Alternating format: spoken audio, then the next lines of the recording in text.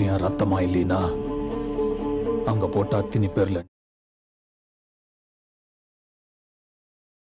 Dan paginya, Ryan dan dua adiknya pun pura-pura angkut barang menuju toko tempat jualan mereka agar orang-orang tidak mencurigai keterlibatan mereka dalam pembantaian semalam yang setelah seharian beraktivitas dan pulang kembali ke rumah, Ryan kembali dibuat kesal dengan tingkah mutu yang ngide untuk mengambil alih bisnis dan wilayah kekuasaan si Durai ini tanpa sadar jika itu justru akan membuat mereka semua lebih mudah untuk ditemukan.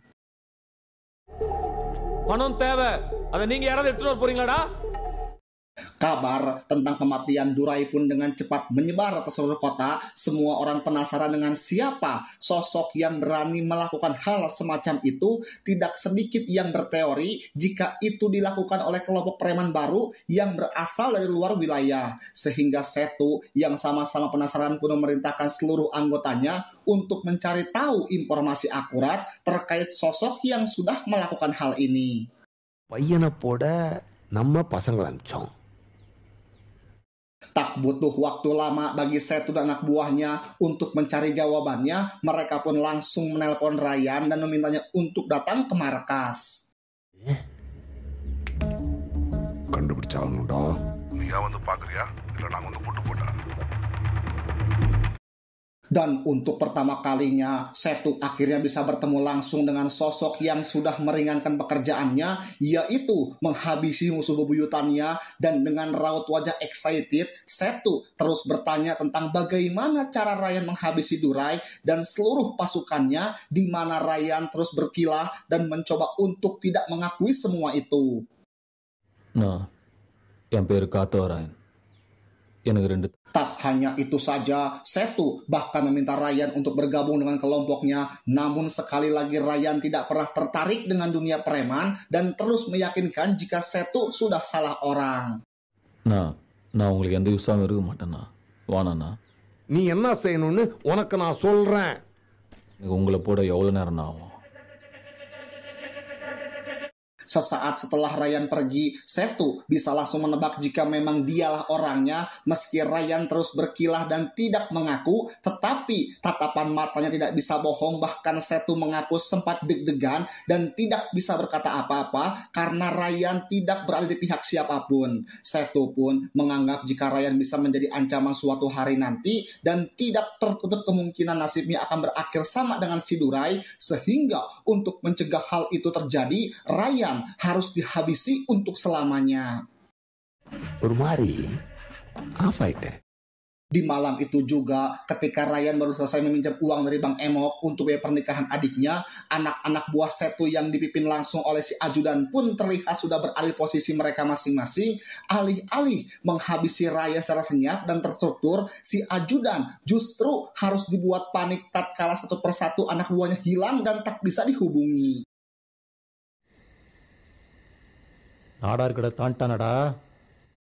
Dan ya, mereka pikir mudah membunuh Ryan, mental baja yang ditempa sejak kecil dan naluri bertahan hidupnya membuat Ryan menjadi sosok monster yang sulit dikalahkan, sehingga semua preman pun dengan mudah dihabisi, terkecuali si ajudan yang sempat berhasil kabur.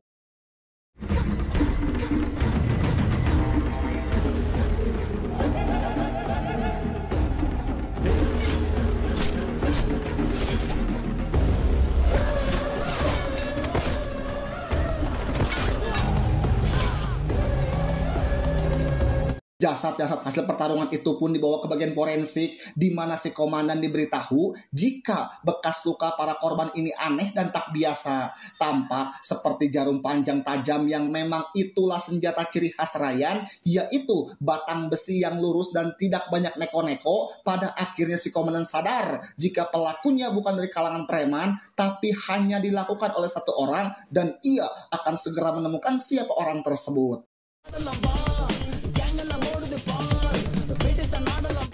Sembari Ryan dan adik-adiknya menyiapkan pernikahan Durga, si komandan terus mencari informasi terkait sosok pelaku yang pada akhirnya si komandan berhasil mendapatkan nama Ryan dan mulai terjun ke lapangan untuk melihatnya secara langsung.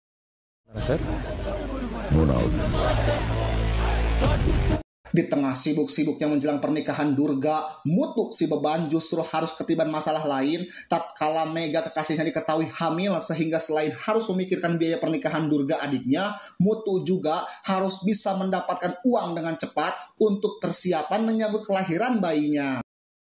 ஆமா உன் தங்கச்சி கல்யாணத்துல நான் இங்க கடை வச்சுக்கிறேன் போடா டேய். Di sini Mutu pun mulai mendatangi satu persatu tempat usaha yang menanyakan lowongan pekerjaan, tapi dari semua tempat yang ia datangi, tak ada satupun yang bisa membantu, sehingga Mutu harus mencari cara lain untuk menghasilkan uang yang lebih cepat. வீட்டுல தங்கச்சி கல்யாணம் பணம் தேவைப்படுது. Singkat cerita, tibalah hari di mana Durga akan menggelar pernikahan. Esok paginya Ryan bersama dengan Sekar pun berbincang terkait masalah si Setu yang bisa saja menyerang kapan saja, sehingga sebelum menjadi wali dalam pernikahan Durga esok pagi, Ryan harus menghabis Setu malam ini juga dan meminta tolong kepada Sekar yang sudah ia anggap sebagai ayah sendiri untuk titip Durga adik kesayangannya apabila ia tidak kembali dengan selamat. நான் உன்னை போட்டு அடிச்சிட்டா என்ன பண்றதுன்னு பயப்படுதான். Sendirian, catat, sendirian Ryan akan mendatangi Setu di kediamannya, di mana Ryan sama sekali tidak punya firasat buruk saat menemukan kunci gembok yang sudah terbuka, seolah sengaja dipersilakan untuk masuk. Dan benar saja, alih-alih menemukan Setu dan pasukannya, Ryan justru malah menemukan Durga yang tengah dalam kondisi terikat dan sejak tadi siang diculik saat berada di rumahnya.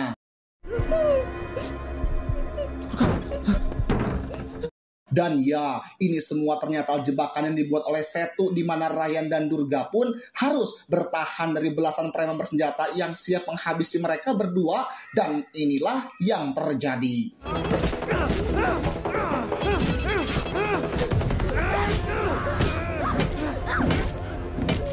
Ryan berhasil membawa Durga keluar, tapi karena jumlah para preman terlalu banyak dan terus saja bermunculan, ia pun mendapat kesulitan untuk menghadapinya. Terlebih lagi, Durga berhasil diculik oleh anak buah Setu yang lain dengan Ryan yang gagal menyelamatkannya.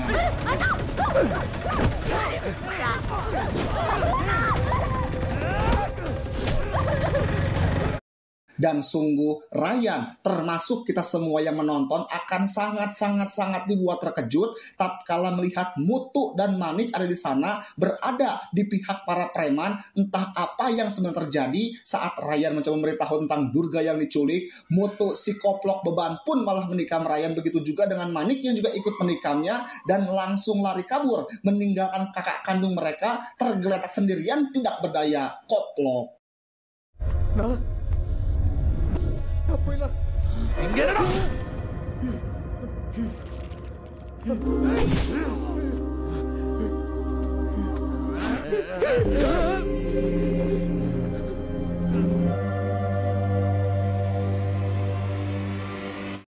Tak lama setelah Mutu dan Manik pergi, muncullah Durga yang dilepaskan para preman. Ia pun segera membawa Ryan yang terluka, dibawa menuju ke klinik terdekat dengan Sekar yang juga ada di sana untuk membantu.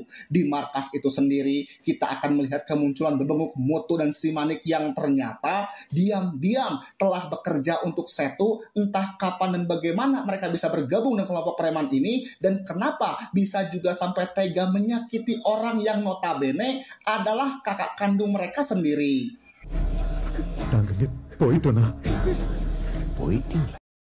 Di sini Setu meminta maaf karena sama sekali tidak mengetahui jika Ryan adalah kakak mereka, sehingga Manik dan Mutu pun langsung disuruh pulang saat itu juga. Saat mereka berdua sedang minum homer itulah akhirnya terungkap alasan kenapa mereka bisa sampai setega ini. Ternyata semuanya dilandasi karena tekanan dan kekesalan mereka terhadap Ryan yang terkesan selalu mengatur dan melarang-larang mereka. Apapun yang mereka berdua lakukan selalu dianggap salah oleh Ryan, yang padahal sebenarnya hanya ingin yang terbaik untuk adik-adiknya. Hanya saja Mutu dan Manik tidak menyadari hal itu karena terlalu egois dan hanya memikirkan diri mereka sendiri. பணம் தேவை. நீ எடுத்துட்டு வர போறியாடா? Di hari ketika Mutu sedang cari lowong pekerjaan, ia rupanya tak sengaja bertemu dengan kelompoknya Setu yang pada akhirnya ditawari uang dalam jumlah yang banyak apabila mau bergabung. Dan setelah resmi jadi anggota kelompok preman, Mutu langsung mengajak Manik adiknya untuk bergabung juga. Dan tanpa sepengetahuan Ryan, kakak mereka, Mutu dan Manik diam-diam melakukan pekerjaan kotor dengan alasan untuk membantu biaya pernikahan Durga adik mereka. இவ்வளோ நாள் சின்ன சின்ன வேலை பண்ணிருந்தோம் இவரை யாரோ போட வராங்கன்னா நம்ம Di sini Sekar tak sengaja mendengar pembicaraan mereka berdua. Ia pun langsung menemui Durga dan memberitahu jika Ryan, kakak yang sangat ia sayangi, ditikam oleh saudara sendiri yang tiada lain adalah kakak kedua dan kakak ketiga, yaitu Mutu dan juga si Manik. Keesokan paginya, tepat saat acara pernikahan sudah dimulai, mereka baru menyadari jika Durga telah menghilang. Mutu dan Manik pun langsung menemui Sekar dan bertanya di mana Durga berada. Namun Sekar malah mengatakan jika mereka berdua yang sudah menikam kakak sendiri, Ryan mungkin akan mengampuni mereka berdua, tapi Durga si bungsu tidak akan pernah memaafkan perbuatan mereka berdua terhadap kakak yang paling disayanginya. நான் அவங்க நிலைமையில இருந்தா எங்கேயா கண்காணாத ஓரத்துக்கு போய் ஒளிஞ்சுக்குவேன். Kepalang edan, Mutu dan Manik pun dengan teganya melakukan pembiaran saat Setu berniat untuk menghabisi Ryan dan Durga yang saat ini masih berada di klinik. Setu sudah mengirim beberapa orang ke sana dan inilah yang terjadi. ஏய் யாருப்பா? வெளில போ வெளில போ வெளிய வா. ஏய் வெளில போடா போடா.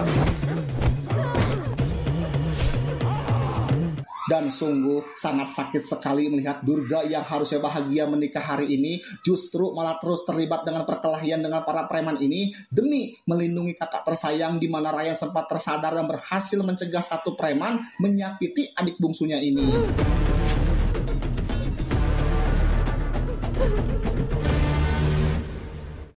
Tak aman berada di kota ini, ibu dokter yang baik hati pun bersedia membantu Ryan dengan membawa mereka ke sebuah gedung kosong yang jauh dari perkotaan yang selama lebih dari 9 bulan lamanya Ryan harus melewati proses pemulihan akibat luka dan cedera parah yang ia alami saat dalam pertarungan.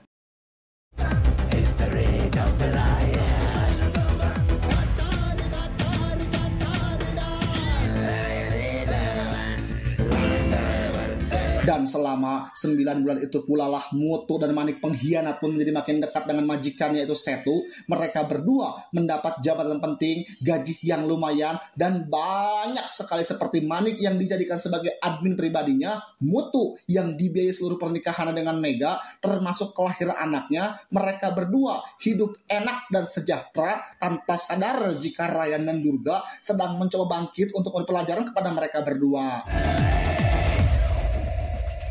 எவ்வளவு நாள்ப்பா இப்படி Tepat saat bulan ke-10 saat anak Mutu sudah lahir dan Ryan sudah pulih dengan sempurna, Sekar pun mewakili Ryan menemui Setu untuk memintanya agar menyerahkan ajudan pribadinya. Loh, sempat olohok dan heran kenapa dengan ajudannya? Ternyata si ajudan ini sempat menggadabah Durga sewaktu momen penculikan. ஒருத்தன் அதுக்கப்புறம் நடக்கவே இல்லை, இன்னொருத்தன் நடப்பணமா கிடக்குறான். Sekar pun menceritakan sedikit tentang masa kecil Durga sewaktu diganggu oleh 3 anak laki-laki yang memegang tangan si Durga di sekolah. Ryan tak segan-segan memotong tangan dan juga kaki mereka hingga cacat seumur hidup. Itu hanya pegangan tangan saja, baru megang tangan si Durga saja. Lah ini si ajudan malah merusak masa depannya sehingga bisa dibayangkan apa yang akan Ryan lakukan terhadap si ajudan borkok ini. அவன் செய்யறது இருக்கட்டும், இப்ப நான் இங்க ஒண்ணு செய்ய Setu nampaknya tidak bisa menolak permintaan Sekar ini setelah mengetahui jika istri kedua sudah diculik oleh Ryan, sehingga tak ada pilihan lain selain Setu bersedia menukar ajudannya dengan sang istri yang akan dilakukan esok pagi. இறங்கி வந்து போடுறதுக்கு ஒன்றும் இல்லை. உன்ட்ட என்னடா சொன்னேன்? Berlokasi di sebuah dermaga, si ajudan yang akan ditukar dengan istri kedua Setu, namun Ryan tampaknya jauh lebih cerdas dengan berhasil mendapatkan keduanya yang membuat Setu menjadi sangat marah. டேய் அவன் போறான். அண்ணிய கீழ இறங்கலண்ணா, ஆனா இவனை உள்ள வச்சு போட்டு போறானுங்கண்ணா. Boroma, istri pertama sudah senang mendengar hal itu. Setu mendapat telepon dari istri keduanya yang mengaku diturunkan di dekat stasiun, sehingga Setu pun langsung menjemputnya saat itu juga. அழாதடி. Beralih ke si ajudan yang nahlo, bersiaplah untuk menanggung resiko atas perbuatannya terhadap Durga. Ryan rupanya memilih untuk duduk manis membiarkan Durga menyelesaikan keurusannya. Dengan sebilah parang tajam, Durga pun memotong satu persatu anggota tubuh si ajudan, hingga balas dendamnya pun berhasil terbalaskan.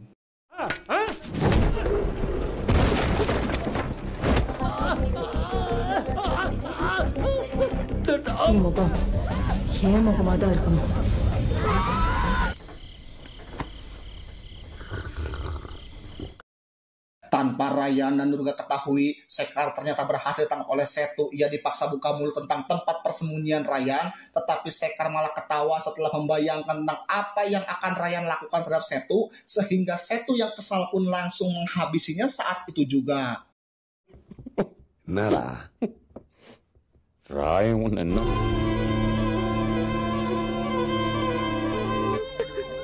உன்கிட்ட சொல்ல வேணாம் சொல்லுச்சு.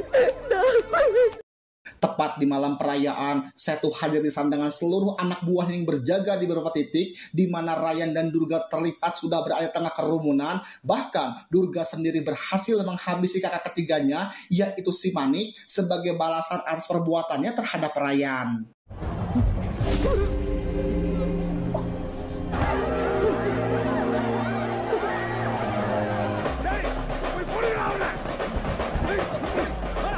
Dari situ, giliran Ryan yang akan beraksi, di mana Setu dan Mutu pun dibuat ketar-ketir tatkala Ryan membunuh satu persatu penjaga, dan mereka harus terjebak di tengah lapangan tanpa bisa berbuat apa-apa.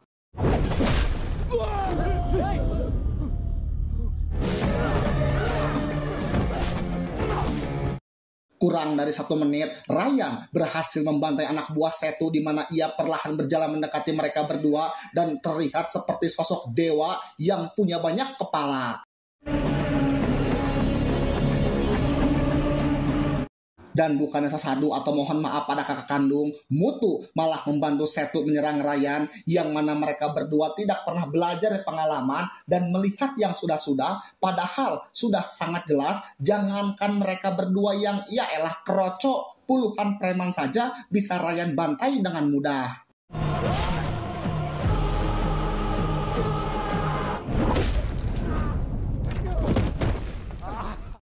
Ryan pun menyiram Setu dengan bensin dan berniat menghidup-hidup. Disitulah Setu seketika teringat dengan ucapan Sekar ketika tersenyum sambil membayangkan apa yang akan Ryan lakukan terhadap dirinya.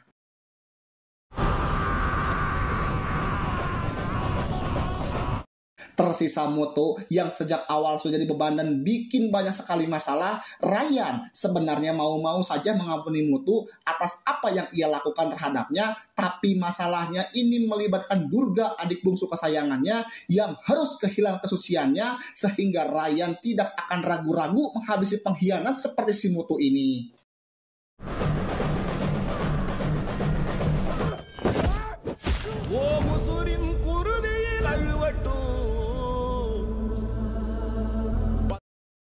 Dan pada akhirnya terungkaplah jika semua aksi ini tidak Ryan lakukan sendiri. Ia rupanya sudah punya kesepakatan dengan si komandan yang akan membiarkan Ryan melakukan hal ini tanpa harus khawatir akan dipenjara, karena sejatinya apa yang Ryan lakukan adalah membantu pihak kepolisian untuk memberantas para preman yang meresahkan.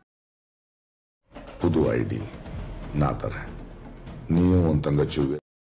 Dan karena si komandan adalah orang licik yang tidak ingin meninggalkan jejak dan saksi mata, ia pun berniat membunuh Ryan yang sekatanya sebentar lagi akan datang, di mana Ryan dan Durga sendiri terlihat sedang menemui Mega yang setelah Mutu tiada, Mega tak sanggup membesarkan bayinya sendirian tanpa sosok ayah, sehingga Ryan diminta untuk merawat keponakannya tersebut. Dan jika si komandan mengira Ryan adalah orang yang brutal yang hanya menggunakan otot, si komandan sudah salah besar. Ryan adalah orang yang cerdas yang punya insting tajam. Ia dan Durga dan si bayi pun memilih pergi ke tempat lain dengan naik truk, sama seperti waktu ia masih kecil dan meninggalkan si komandan dengan begitu banyak pertanyaan.